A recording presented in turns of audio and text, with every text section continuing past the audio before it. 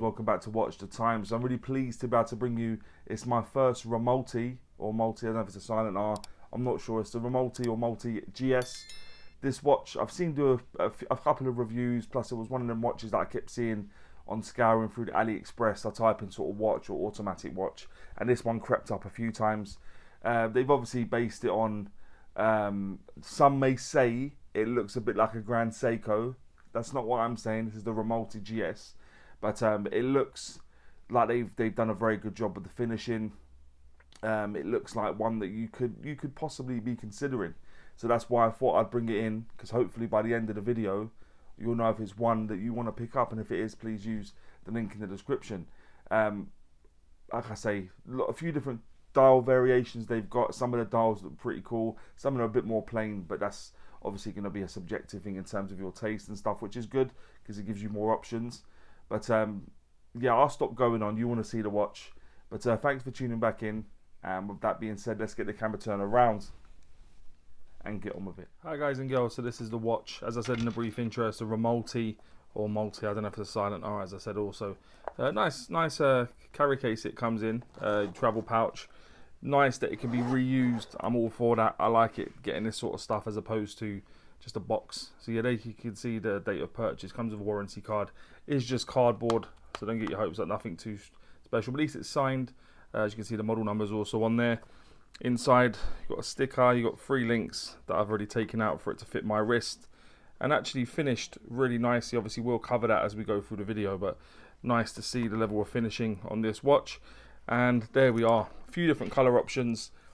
I've gone for the sort of blue linen dial sort of one they have. Let me just give it one more wipe. I've been wearing this now for quite a long time, to be honest.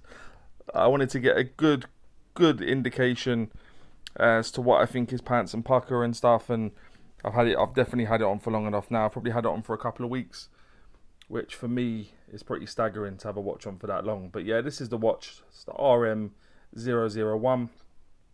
Inside, it's running a Seiko NH35 movement. I'll bring some information up about that movement now.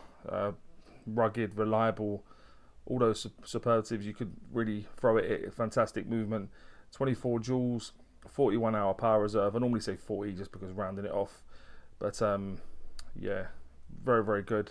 Normally runs well within those parameters in terms of the accuracy as well. So yeah, no complaints whatsoever. There's a very good reason as to why they use this movement on so many watches and micro brands and AliExpress watches. Good reason.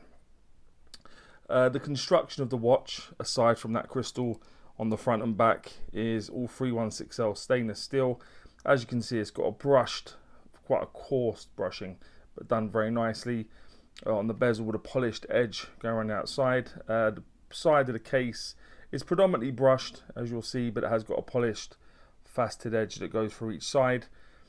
The case back is sort of polished on the outside, crystal on the inside, solid end links, the bracelet, fully milled clasp, and the bracelet is, yeah, done very nicely. I like the fact that it's finished to the sort of levels it is with the brushing, the polishing. The brushing is very satiny, unlike the case, in terms of the bezel. And it's got screw pins and the bracelet and the clasp. Yeah, all 316L stainless steel. The case thickness of this watch is 11.8 millimeters. The case diameter, I normally measure from the 8 to the 2. It was coming in at 40.4 millimeters, and when you go from the 9 to the 3, including the crown, it was coming at 43.5 millimeters. The lug width on this is 22. That does taper down to 18 and back up to 20 at that fully milled clasp. And the lug to lug, tip to tip of this, it's coming in at 47.5 millimeters, but it does protrude a little bit. It comes in at 52 millimeters when you consider those male end links to the center link, but it does slope down quite a bit, so it doesn't feel like they're too bad actually. Some people might still prefer female end links, but given how much it curves down, I think it really does save the day. So although it's 52 mil, it doesn't really wear like that. So yeah, that's the lug to lug. The case back, as I mentioned, is an exhibition case back. I'm not sure if it's Sapphire. It's inconclusive on my Diamond Selector 2. Little flicker, not as much as on the front. So I'm not going to say it's Sapphire because it wasn't conclusive enough to say so. The crown is situated at 3 o'clock, and it is a screw down crown. Knurling's done okay on it, and the bezel, as I've already showed you, is basically brushed on the top, polished at the sides. Nice transitions. It's finished nicely. The bracelet I've already mentioned. Nice taper on it, fully brushed, with polished elements on the inside, polished at the sides, with screw pins, making it quite easy to change and take the links out of it. Rmalti design. I'm not too keen on the name. I'll leave the design out. I don't know if you need that. 3 levels of micro adjustment, and it's fully milled. Also, the crystal covering the dial is more conclusive. However, that's definitely Sapphire, because there was no debate about that on my Diamond Selector 2. And the water resistance cited on the website for Rmalti is cited as being 100 meters. So that would give you 10 atmospheres of water resistance, and the weight will appear just up here in the top right hand corner. It's in and around 152.5 grams with 3 links removed. With those 3 links back in, you're probably looking at into the 165-ish grams. So yeah, not inconsiderable, but wears nicely. Feels like you're definitely wearing a watch on your wrist. You're not going to forget you're wearing it. Let's have a dial now, guys, in a bit more detail. So what you have is you've got a raised rehaut going around the edge. You've got markings every hour and second. Inside that, you've got applied indices everywhere. You've got slightly bigger indices, or an indice, whatever you pronounce it, at the 12, and a small one at the 3 o'clock, given that it does have a date down there. So you've got a date border. The dial's beautiful. I hope it's bringing it up in my lighting. It's sort of like a blue linen dial. That's the reason I got it. I like a bit of stuff going on my dial. Looks really, really nice. You've got Rmalti applied just below the indices at the 12, and automatic printed onto the dial just above the indices at the 6. Given it is a Seiko NH35 movement, let me just unscrew the crown. No loom on this, guys, but I don't mind that actually. I quite like the fact, because it gives it so much play in terms of lighting on those indices, in terms of how they're finished, the angles they've got on them. I think it looks beautiful. I think that was a good choice. As you can see, the hands have got quite a bit of brushing on them, quite coarse, but I like that as well. But yeah, as I say, NH35 movement, take the crown all the way out, it will hack. Put it back in, it will start back up. You can turn it away from you to give it some juice. Let me move it now to the sort of time I like. I go in and around there, so you can see the dial just that bit more, and you can see it hacked. Turn it when it's at the position where it pops from when it's popped out. You can turn it to add some juice into it. If you put it to the first position, turn it towards you, it'll change the date. And as I say, take it out of a hack, put it back in, and that job's a good one. Let me just screw the crown up. It's okay, the crown, a little bit gritty, but I'm sure over time with engaging it and stuff, it will become a little bit smoother. But that's the watch, guys. That's the dial. Let me just pop it on the wrist quickly, give you an idea of what it looks like on my wrist. My wrist is just above a 7-inch wrist for your reference, and here's what it looks like on me. Really beautiful piece. Not perfect, but I've just become aware of Rmalti, and I feel like if this is going to be one of the first offerings they bash out, then we could well be in for a treat, guys. Very much so. But let me just give it one more wipe, my sticky hands, and then we can crack on for what I think is pants and pucker about the watch. If you've ever watched before, you know I always start with pants. I like to go on a high with pucker. So what I think is pants, the name, I'm not sure about Rmalti, I'm not going to lie. R and M to get, yeah, I don't know. I don't know about the name. Hopefully that's something they'll look to address. But yeah, Rmalti, and if they were going to do it, I'd definitely go Rmalti as opposed to Rmalti design. You don't need that design element in there. Rmalti's enough. What is the indice at the 3 o'clock? I'll bring a shot up now actually as well. You can see it's not done very well. It's not straight, even to the naked eye. It's one of the first things I spotted was the indice at the 3 o'clock was lopsided. Unfortunately, it's not done great. The lug width also, I think, given the fact it's a 40mm case, 22mm lug width is too wide, and I think you can notice it quite a bit.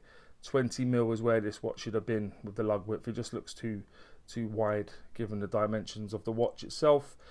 And the writing on the clasp, as I say, I would get rid of that Rmalti design. The clasp itself is okay, pretty generic, but I would have just had Rmalti written on there. And failing that, maybe the what's on the crown, because you can't quite make out what that logo is. So maybe we'll put that logo on the crown so it's clearer, a bit more continuity then with what's on the crown, and then it would have been on the clasp as well. So yeah, that's what I would have done. So just to surmise what I think is pants is I'll go with the name, I'll go with the indice at the 3 o'clock, I'll go with the lug width and the writing on the clasp. What I think is Pukka, probably no surprise, the dial. I do like that dial. It looks really, really stunning. I've got a linen dial Islander, and it's all about the dial, as is this really, really, really nice. Hands and indices, bring it up a little bit closer, just to give you an idea of what they look like. It is stunning. Like, I do really like the finishing. They have made a great effort here with the hands and indices. Apart from the fact that one's misaligned, in terms of the finishing, you can't complain. The drilled lugs is a nice touch to make it easier to change out the bracelet. I've been trying to root around to see what straps I've got that would go with this that are 22mm. If I've managed to find any, you'd see some in the intros, because yeah, if it was a 20mm, it'd have been super easy. 22mm for a sort of dressier piece, I don't have many. So but yeah, the drilled lugs is a nice touch. The bracelet, yeah, it feels quality in hand, nicely finished, nice sort of satiny brush with nice polished elements, nice clean finishing, brush, screw pins, as I've already said. And yeah, the finishing, I think the finishing on this watch is done really well, almost comparable to the Orient Star that I reviewed a while ago. I'd still put the Orient Star probably just slightly above it, but given the disparity in price, I think they're definitely ticking a lot of boxes in terms of the finishing. Nice transitions, done nicely, and the aesthetic, I think the aesthetic's wonderful. There's not a lot of homages of this watch that I've seen, so it's nice to see one that's executed really well by a new kid on the block. So yeah, the aesthetic is fantastic. Yeah, the original obviously is loved, and I can see why, but it's out of most of our price ranges, so watches like this definitely serve a purpose. So yeah, just to surmise what I think is Pukka is, I'll go with the dial, the hands and indices, the drilled lugs, the bracelet, finishing and aesthetic are what I think is Pukka. And would I recommend the watch? I definitely would, actually. I feel like things that I've mentioned even in my pants section, like I said, the indice at the 3 o'clock could be perfectly aligned with yours. You might not mind the other 3 things I mentioned. So if that is the case, then this watch is a proper winner, isn't it? Let's be honest. Coming at sort of in and around £150. I'll put the conversions up in front of me in terms of what the pricing is. I've been criticised in the past for not doing pricing. I try and avoid it just because it's so changeable. But the price you'd have seen would have been the point of recording. So if it's slightly off, don't worry. But yeah, that's my verdict on the watch. So yeah, I definitely recommend it. But guys and girls, please let me know what you think about this watch, and maybe any other watches you may want to see on the channel. And as always say, don't forget to like, subscribe, and always watch the time. Take care, guys. All the very best.